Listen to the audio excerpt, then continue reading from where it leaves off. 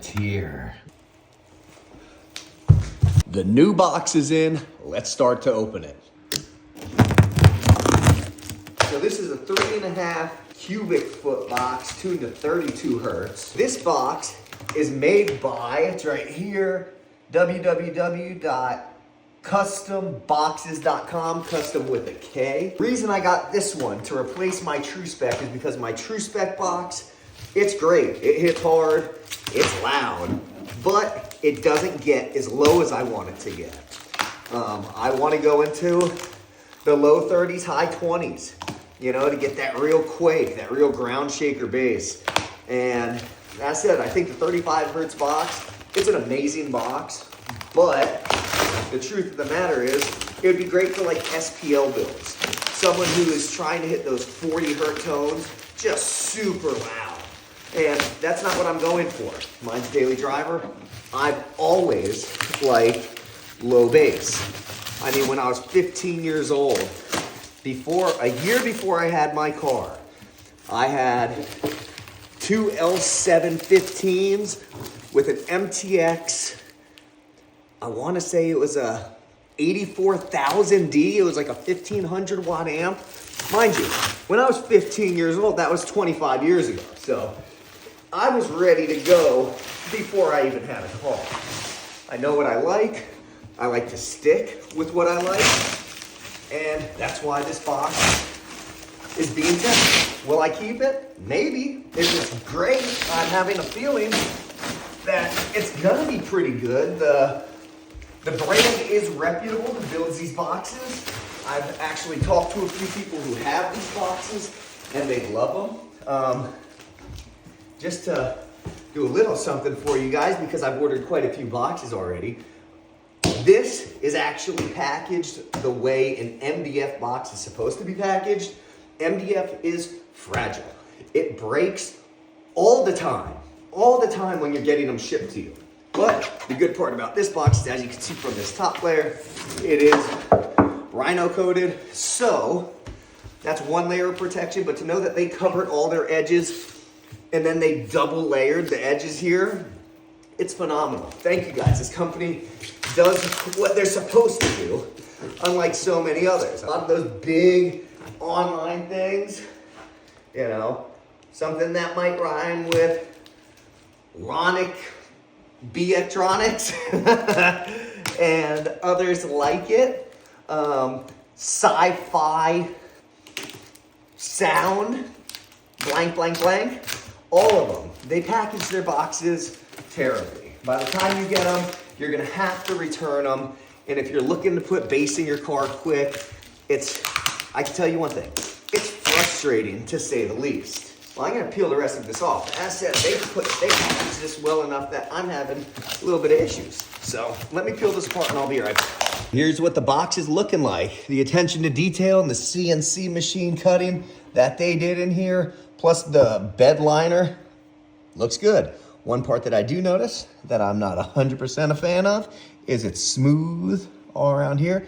You can start to see here and over here, should have just got a little bit more bed liner right here. But that's just me being picky. Other than that, it looks good. They also CNC'd the top. So it has a little bit of detail to it. And the back, here's the only part that I don't like about this box so far, but it's the easiest switch in the world. They did a cutout, and what they send this with is actually these. These are trash. Don't use terminal cups like this. The good thing is, the cutout is big enough for me to drop an SMD in there and actually wire it up with thick wires and do it correctly. Here's another thing that I also noticed, because I lined my last box with, let's see if I have it right here. Is it in here? No, it's not in that paint section. Sorry guys, I got a lot of stuff. Okay, here it is, speaker paint. So, I don't want to get the company wrong.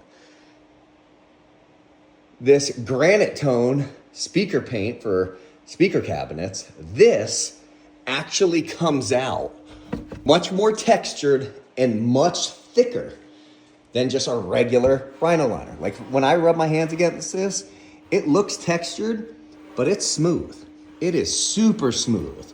My other box, you could feel it. I mean, it's like thick, gritty sandpaper. So I don't know if the rigidity of this is gonna be as good. I mean, it's not sounding too hollow when I'm knocking, but my main purpose for switching from the custom box that I painted, I think I might paint this one. I'm gonna test it before I paint it, because if I don't like it, I'm just gonna sell it. And I don't wanna put all the time in of sanding and painting and doing multiple coats. But if this sounds as good as I think it should, I think it's gonna be a keeper. As I said before, this is from www.customboxes.com, custom spelt with a K. These mega base boxes, the difference between these and like Q-bombs and the other prefab boxes that you see is that the port area on these is incredible. On 90% of prefab boxes, the problem that you have is it's not that it's too small for the actual speaker. The airspace is fine. The mounting cutouts, fine. But then the actual port area, not the port size, this is a 6-inch, but the depth of the port, it's hard to see because it's dark, but your actual port area, like 6 inches in circumference by, I'm just gonna say, let's say this is 19 or 20 inches long. You do the math, I'm not gonna get into all that, and you figure out what your actual port area is. Because if you don't have enough port area, your subwoofer is going to choke. And what I mean by that is you'll be cranking up your volume, and all of a sudden you could keep cranking, but your bass ain't getting no louder. And that's because your port area is choking off your woofer. It's not being able to expel as much air as your woofer is giving that back pressure into the box. That's what ports are for. They release, so you get your excursion, you get bass from that, and even when it pulls back down, because it's flowing out a lot of air, you're also getting bass there. So you're kind of getting bass on both ends of the wave. But this, for a prefab box, to know that it's technically 100 inches of port area, that is enough for most any subwoofer.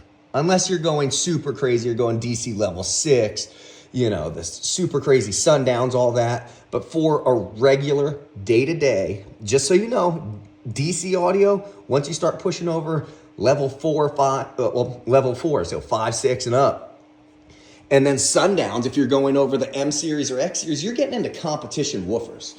And to tell you the honest truth, I love them. I had Sundown X's. I had 2 of them on a Rockford 1500, and I was actually hitting 147.6, I believe, in my Honda Accord with it. But it just wasn't, I mean, the drain on my electrical system was crazy. I had everything upgraded. But if you just want a daily playing good sub, that's why I'm trying out these subs, these NVXs. And this is the what? The VCW. In my car, I have the YSW. It's because they're not $700, $800, $900 speakers. And if I blow them, I could buy 5 of those for the price of 1 Sundown. And I would much rather do that on my daily driver. If I was building, you know, a big competition SPL or even just competition demo vehicle, maybe I'd use something different. But I'm not. So this works. And I'm trying out prefab boxes to see which one works. I could build myself a custom box, but because I'm trying out new subwoofers, and a lot of people buy prefab boxes. So if I can help anybody out by saying, you know, True Spec, that's my last box. It's in my Suburban right now outside. Phenomenal. It's phenomenal for higher notes or just SPL, country music, rock, all that kind of stuff. Even with a 15 in it, it plays rock music great. This being tuned 3 hertz lower at 32 hertz, this is gonna hit all those good rap songs that I love listening to. You know, I listen to a lot of Southern old school rap, you know, Jeezy, people like that, and they bump low. So this is what I'm going for. So I'm gonna order my terminal cup tomorrow, and I will wire up the sub, install the terminal cup, and drop this puppy in and throw it in my Suburban and see how it sounds. But for now, this is it, guys. I'll see you tomorrow on the next one when I wire up the subwoofer.